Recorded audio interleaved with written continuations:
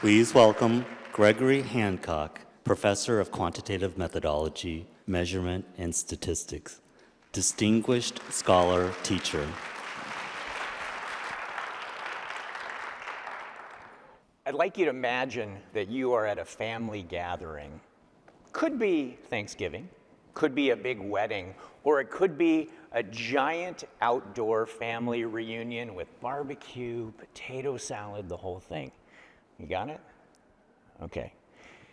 Now imagine that one annoying relative who knows everything about everything, has no social filter whatsoever, and you try to avoid at all costs. I know you have someone in mind.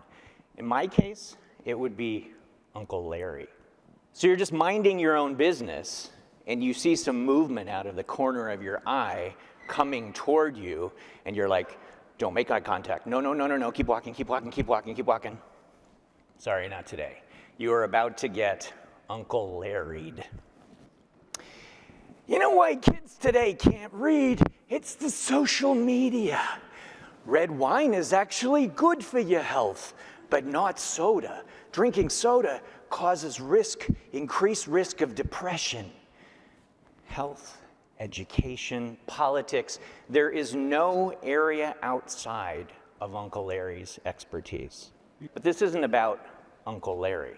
This talk is about the world. Well, actually, the world is Uncle Larry, right? Because we are constantly bombarded with claims and statements like this.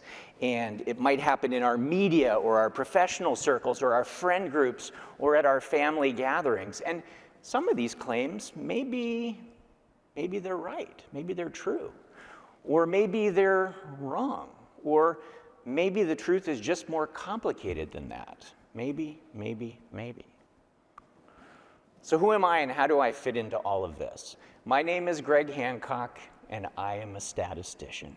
I say that like I'm joining a support group, and you all go, hi, Greg, welcome. Actually, I'm a quantitative methodologist.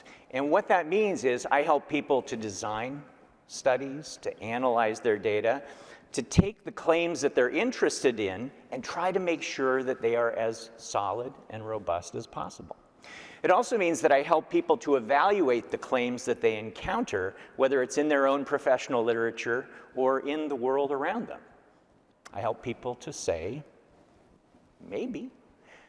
Let's take just one of the claims that Uncle Larry was pontificating about. Drinking soda increases your risk of depression. All right, maybe. I mean, it sounds scientific. It sounds important. It sounds like I should go back to my office right now and take those 4 cases of Diet Coke and dump them right out. But maybe we should ask some questions of Uncle Larry first.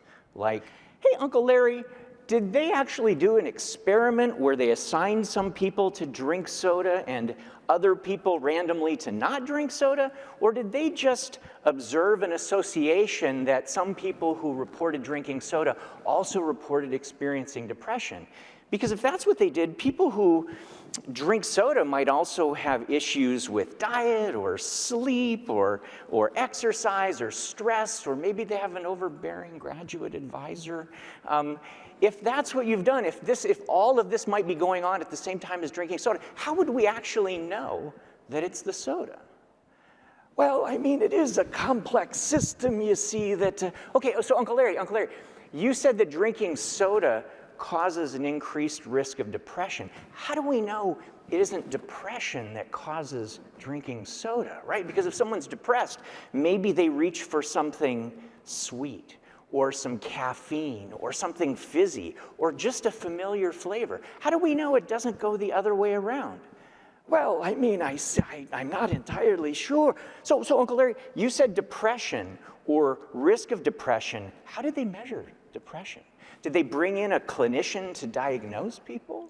Or did they administer a valid and reliable depression inventory? Or did they just have people answer a whole bunch of questions on a survey and put a check next to a box that said, I felt sad sometime this past week? How did they actually measure depression? Well, I mean, it didn't actually go into how it was. Oh, so Uncle Larry, one more question. Who were the people who were in this study? How old were they? Were they college students? Was it just an Instagram poll? Were these people who were otherwise healthy or not healthy? I mean, I guess what I'm asking you, Uncle Larry, is how do I know the results of this study apply to someone like me? Well, it was good catching up with you. But potato salad is over there, right? Okay, all right. So there are lots of things we could have asked Uncle Larry. And I have to tell you, it would have felt good to ask him after a lifetime of torment by Uncle Larry. But you get the idea, right? That when we hear a claim, we should remain open to it. We should say, yeah, maybe. But then we should ask questions, right? We should poke at it a little bit. We should be quantitatively curious. And that's something that I hope work that I'm doing is helping people to be. I want to help take people's natural quantitative aptitude and combine it with their attitude to develop their quantitude, which is the name of a long-running podcast that I've been doing with my colleague Patrick Kern at the University of North Carolina at Chapel Hill for the last 7 years to try to help people to think more quantitatively.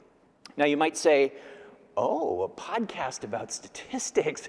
I might rather go spend eternity with Uncle Larry. But it might surprise you. It might surprise you. We have almost 200 episodes on a wide variety of topics, some more technical, but some more basic, and some just outright entertainment. We have well over 1 million downloads and streams. And it's not just our parents downloading the same episodes over and over. I know it's here somewhere. We have each week, we're in the top 5% of social science podcasts in the United States and in many countries around the world. And we have listeners who are graduate students and undergrads and high school students. But we also have people who are business managers and physicians and social workers and nurse practitioners and engineers and educators, people who listen while they are on the treadmill or commuting to work or mowing the lawn or on a family trip subjecting their children to a podcast that includes statistics. And these people send us pictures of themselves wearing Quantitude t-shirts or holding Quantitude mugs or with Quantitude stickers on their laptop or their water bottle or their ski helmet. Last year, we had someone in Europe who actually gave matching Quantitude bath towels as a wedding gift. Okay, so we don't understand that one either. But you get the idea, right? We think connecting with people, reaching them, helping them to think more quantitatively, helping them to become more critical consumers of the claims around them, and we hope more educated citizens for the public good. Thank you.